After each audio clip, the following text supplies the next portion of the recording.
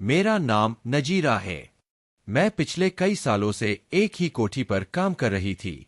उम्र तकरीबन 30 के करीब थी और घर की जिम्मेदारियों के साथ जिंदगी का एक तवील सफर तय कर चुकी थी। मालकिन की खिदमत में कई साल गुजर चुके थे और उनके साथ मेरा ताल्लुक सिर्फ काम तक महदूद नहीं रहा था, बल्कि वह मुझे अपना समझती थी, मेरी हर जरूरत का ख्याल रखती थी। उनकी शादी को बरसों बीत चुके थे, मगर औलाद की नेमत से महरूम ने उनकी जिंदगी में खला पैदा करके रखा था। उन्होंने कई नामी डॉक्टरों से रजू किया, मुख्तलिफ दवाएं और अमलियात करवाई, लेकिन किस्मत ने उनके हाथ खाली ही रखे। यह महरूमी उनके चेहरे से झलकती थी और मैंने हमेशा उनका दुख महसूस किया। उनके शौहर एक सुलझे हुए मगर जिद्दी इंसान थे जिन्हें बच्चों से खास लगाव था। वह अक्सर कहा करते थे कि इन्हें अपनी नस्ल आगे बढ़ानी है, चाहे कुछ भी हो।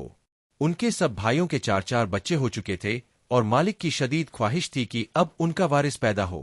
मालकिन ने हर मुमकिन कोशिश की, लेकिन जब हर दरवाजा बंद नजर आया तो मालिक ने दूसरी शादी का फैसला कर लिया। यह खबर मालकिन के लिए किसी बड़े हादसे से कम न थी। वह अपने शौहर को किसी और के साथ बांटने का तसव्वुर भी नहीं कर सकती थी। वह उनके हर दुख दर्द की गवाह थी, उनके साथ हर जगह जाती थी, उनकी हर परेशानी में उनका सहारा बनती थी। मगर इस बार हालात कुछ मुख्तलिफ थे, क्योंकि मालिक ने अपना फैसला कर लिया था और मालकिन की बेकरारी दिन ब दिन बढ़ती जा रही थी। मैंने इन्हें बारहा तसल्ली देने की कोशिश की, मगर उनकी परेशानी कम होने का नाम नहीं ले रही थी। वह मुसलसल यही कह रही थी कि वह किसी भी कीमत पर अपने शौहर की दूसरी शादी कबूल नहीं कर सकती। एक दिन जब वह बेहद परेशान थी, उन्होंने अचानक मेरी तरफ देखा और कहा, क्या तुम मेरी मदद कर सकती हो? मैंने हैरानी से उनकी तरफ देखा और फौरन कहा, मालकिन आप तो जानती है कि मैं हमेशा आपके साथ हूँ। आप बस बताएं कि मैं क्या कर सकती हूँ। उन्होंने गहरी सांस ली, जैसे खुद पर काबू पा रही हो, फिर आहिस्ता से बोली, मैं तुमसे एक ऐसी मदद मांगने वाली हूं जिस पर शायद तुम फौरन राजी ना हो। यह सुनकर मेरे दिल में एक अजीब सी बेचैनी पैदा हो गई। मैंने संजीदगी से कहा, मालकिन आप खुलकर बात करें, अगर मेरे बस में हुआ तो आपकी मदद जरूर करूंगी। उन्होंने मेरी आंखों में झांकते हुए कहा, जो बात कहने जा रही हूं यह बात शायद तुम्हारे लिए गैर मुमकिन हो, पर मैं जानती हूं कि तुम्हारे लिए यह फैसला करना आसान नहीं होगा। मेरी उलझन मजीद बढ़ गई, लेकिन मैंने खुद को संभालते हुए कहा, मालकिन आप मुझ पर भरोसा कर सकती है, मैं आपको मायूस नहीं करूंगी। लेकिन जैसे ही उन्होंने अपनी बात मुकम्मल की तो मेरे कदमों तले से जमीन निकल गई। मैं हैरत से उन्हें देखने लगी। वह मेरे चेहरे के तासुरात को पढ़ने की कोशिश कर रही थी, जैसे पहले ही अंदाजा हो कि शशोपंज में मुब्तला हो जाऊंगी। उन्होंने धीमे लहजे में कहा, मुझे मालूम था कि तुम्हारे लिए यह फैसला करना आसान नहीं होगा, लेकिन मजबूर हूं। यह कोई मामूली सी बात नहीं है और मैं जानती हूं कि कोई भी फैसला लेना तुम्हारे लिए आसान नहीं और कोई भी औरत यह आसानी से कबूल नहीं करेगी। मैं गहरी सोच में पड़ गई और आहिस्ता से कहा, मालकिन यह बहुत बड़ा फैसला है। अगर किसी को जरा सा भी शक हो गया तो ना सिर्फ मैं बल्कि आप भी मुसीबत में पड़ जाएंगी। उन्होंने मेरी तरफ देखते हुए पुरसुकून लहजे में कहा, अगर तुम मेरी मदद करने पर राजी हो तो मैं तुम्हारा मुस्तकबिल वजीफा लगवा दूंगी, जिससे हर महीने तुम्हें घर बैठे एक माकूल रकम मिलती रहेगी। लोगों के घरों में तुम्हें काम करने की भी जरूरत नहीं पड़ेगी और तुम्हारी जान छूट जाएगी। मेरे अंदर की बेचैनी बढ़ने लगी। मैंने जल्दी से पूछा, मालकिन आप बताएं तो सही कितने पैसे मिला करेंगे? मालकिन कहने लगी, यह लो 5 लाख। मालकिन ने 5 लाख मुझे पकड़ाए तो मेरे पसीने छूट गए। मैंने जिंदगी में कभी इतने पैसे नहीं कमाए थे। मुझे यूं लगने लगा जैसे मेरी मुफ्त की लॉटरी लगने लगी है। मेरी आंखों के सामने जिंदगी के नए मकान रोशन होने लगे। गुर्बत और कर्ज में फंसी जिंदगी में जैसे उम्मीद की एक किरण नजर आने लगी। मेरी शादी एक आम देहाती आदमी से हुई थी जो गांव में रहता था और हमारे बच्चे भी वहीं थे। मैं शहर में नौकरी करके उनका खर्च चलाती थी। हमारा कर्ज भी बढ़ चुका था और यह रकम हमारी जिंदगी को मुकम्मल तौर पर बदल सकती थी, मगर यह फैसला आसान नहीं था। मैं किसी नतीजे पर नहीं पहुंच पा रही थी। आखिरकार मैंने धीमी आवाज में कहा, मालकिन मैं आपकी मदद के लिए तैयार हूं, लेकिन इसमें बहुत से खतरे हैं। अगर यह राज खुल गया तो अंजाम संगीन हो सकता है। आप एक बार ठंडे दिल से सोच लें। मालकिन की आंखों में बेबसी थी। वह कह रही थी कि जब मेरे शौहर दूसरी शादी के लिए तैयार है तो वो इस फैसले पर भी आमादा हो जाएंगे। यह कहते हुए उनका लहजा जैसे कांप गया हो, जैसे वह खुद को यकीन दिलाने की कोशिश कर रही हो। मैंने गहरी सांस ली और कहा, मालकिन, बेहतर होगा कि आप एक बार मालिक से बात कर लें। यह कोई मामूली फैसला नहीं है। मालकिन ने निगाहें झुकाकर धीरे से जवाब दिया, मैं जानती हूं यह आसान नहीं है, मगर मैं किसी और औरत को अपनी जिंदगी में शामिल होते नहीं देख सकती। हाँ, अगर यह एक रात मेरे लिए अजियत हो और मेरे शौहर को वह खुशी मिल जाए जिसकी इन्हें तमन्ना है, तो मैं यह कुर्बानी देने के लिए तैयार हूं। उनकी बात सुनकर मुझे एक लंबे लम्हे के लिए खामोश कर दिया। यह फैसला वाकई गैरमामूली था। मैंने अपने दिल को मजबूत किया, लेकिन मेरे लिए एक और मसला था। मुझे अपने शौहर से इजाजत लेनी थी। मैंने अपने शौहर को फोन किया और सारी सूरत-ए-हाल बताई। पहले तो वह शदीद गुस्से में आ गया, मगर जब मैंने बताया कि मालकिन तुम्हारा सारा कर्जा भी उतार देगी और हमारा महाना वजीफा भी मुकर्रर करा देगी, तो वह भी सोच में पड़ गया। बोला, अगर तुम्हें लगता है कि यह हमारे लिए बेहतर होगा तो मैं तुम्हारे साथ हूं। पैसा तो बड़े बड़ों को अपना रंग दिखा देता है, और हम तो सादा से गरीब लोग हैं। दूसरी तरफ मालकिन ने भी अपने शौहर को राजी कर लिया था। जब मुझे मालूम हुआ कि मालिक भी इस पर राजी हो चुके हैं, तो मुझे यकीन हो गया कि यह काम अब रुकने वाला नहीं। मेरे शौहर ने मुझे तलाक दे दी। अब मुझे अपनी इद्दत पूरी होने का इंतजार करना था। दूसरी तरफ मेरा शौहर भी दिन गिन रहा था कि किस दिन यह सब काम मुकम्मल हो और उसके कर्जख्वाहों से जान छूट जाए। मुझे तलाक देते ही मेरे शौहर ने मालिक से पैसों का मुतालबा कर दिया, क्योंकि उसे डर था कि अगर कल को मालकिन मर गई तो बीवी भी हाथ से गई और पैसा भी हाथ नहीं आएगा। मालिक ने मेरे सामने पैसे दिए और वह खुशी खुशी लेकर चला गया। हकीकत में मुझे बहुत दुख हुआ था, क्योंकि वह पैसों के बदले मुझे छोड़ गया, मगर मैं तो यह सब अपने बच्चों का पेट पालने को कर रही थी। मगर मेरा शौहर भी बहुत परेशान था। कर्ज ख्वाहों ने जीना हराम करके रखा हुआ था। कुछ माह गुजरे और मेरी इद्दत मुकम्मल हो गई। अगले दिन खामोशी से मालकिन ने मेरा निकाह मालिक से कर दिया।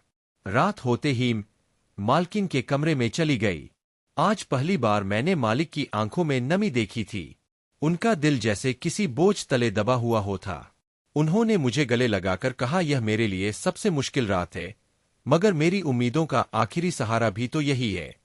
मैं तुम पर भरोसा कर रही हूं, मुझे मायूस मत करना। मैंने उनकी जानिब देखा। उनकी बेबसी मेरे दिल को चीर रही थी। अगले दिनों में मेरी तबीयत खराब रहने लगी। मालिक फौरन मुझे शहर के एक बहुत बड़े डॉक्टर के पास ले गए।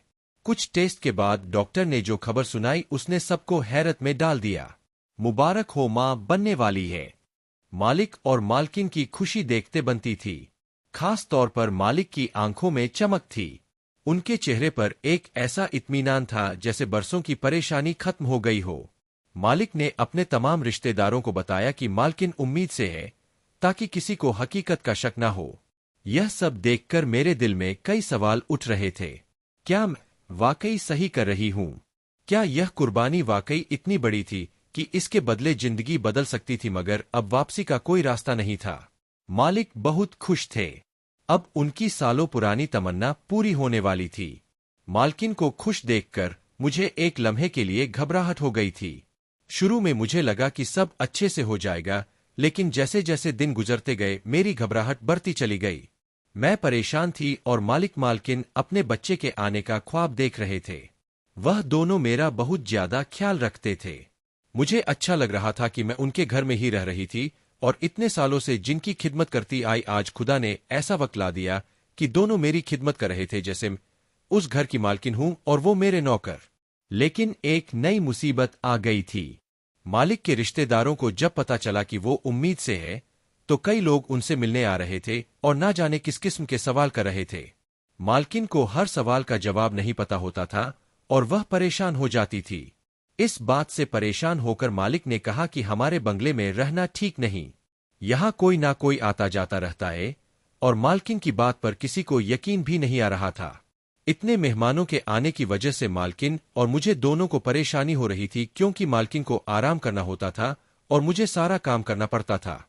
इसलिए मैंने मालकिन को मशवरा दिया कि हम उनके दूसरे शहर में बने होटल में रहने चले जाते हैं, और मालिक अपने रिश्तेदारों को बता देंगे कि मालकिन अपने मायके में रह रही है। इस तरह कोई भी टेंशन में नहीं आएगा। मालकिन को मेरा मशवरा अच्छा लगा और उन्होंने मुझे और मालकिन को होटल में शिफ्ट कर दिया। होटल में कोई नहीं था। हमारे साथ सिर्फ एक चौकीदार और एक नौकरानी थी जो हमारा ख्याल रखते थे। वहां कोई मेहमान आ जाता था तो मुझे काम करना पड़ता था ताकि किसी को हम पर शक ना हो।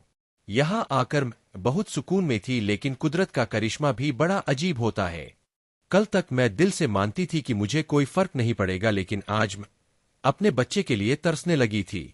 मैं सोचती थी कि मालकिन इतनी अच्छी है तो फिर उनके साथ अच्छा क्यों नहीं हुआ। क्या वाकई अच्छे लोगों के साथ अच्छा ही होता है? वक्त गुजरता चला गया और मुझे अजीब अजीब ख्यालात आने लगे। हफ्ते महीनों में बदल गए। मेरा बच्चा मेरे पेट में लात मारने लगा था। पहली बार जब उसने हरकत की तो मुझे अजीब सा एहसास हुआ। रात को अचानक मेरी आंख खुल गई और मैं उठकर बैठ गई। मैंने अपने पेट पर हाथ फेरा तो मुझे अंधेरों में कुछ अजीब सा महसूस हुआ।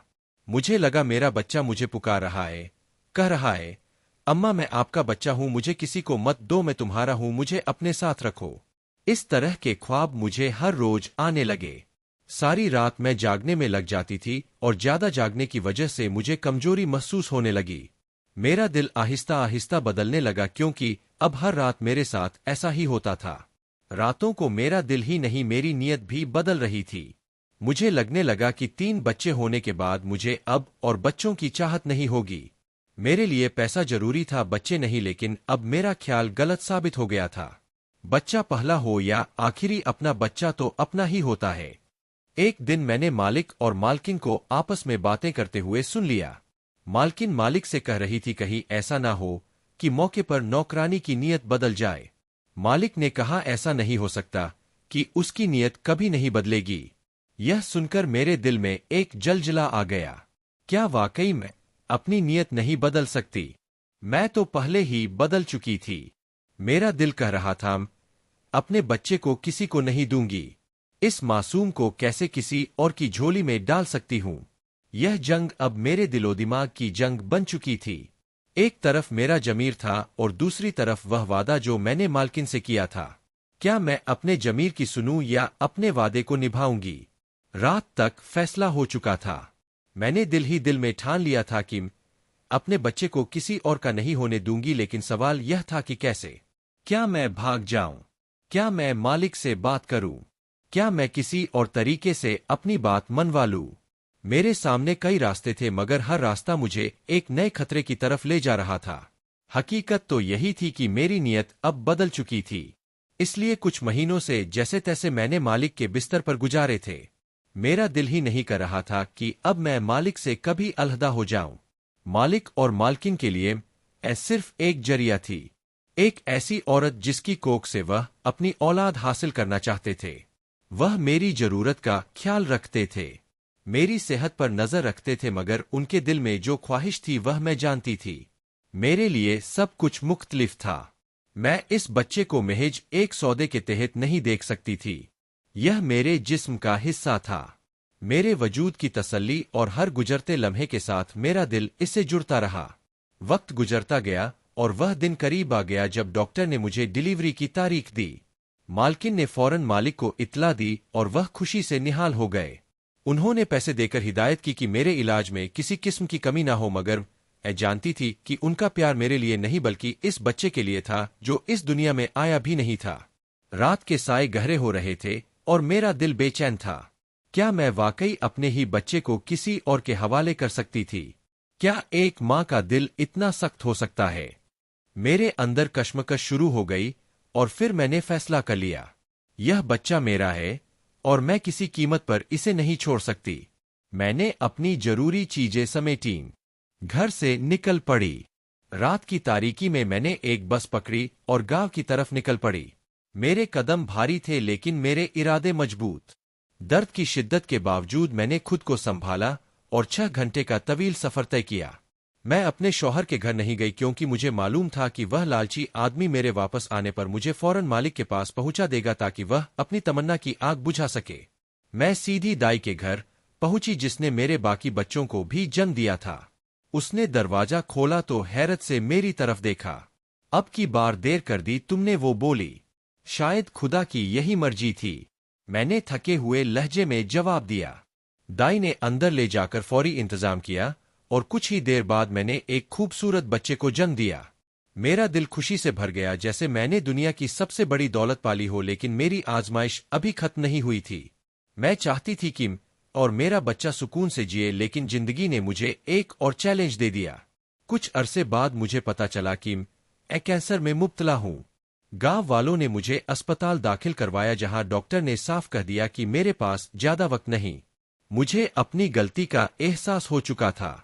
मैंने फिर से मालकिन से राब्ता किया तो मालकिन जारोकता रो रही थी। कहने लगी, तुम किधर चली गई थी? मैंने मालकिन को अपना पता बता दिया। 2 घंटे बाद मालिक और मालकिन गाड़ी लेकर पहुंच गए।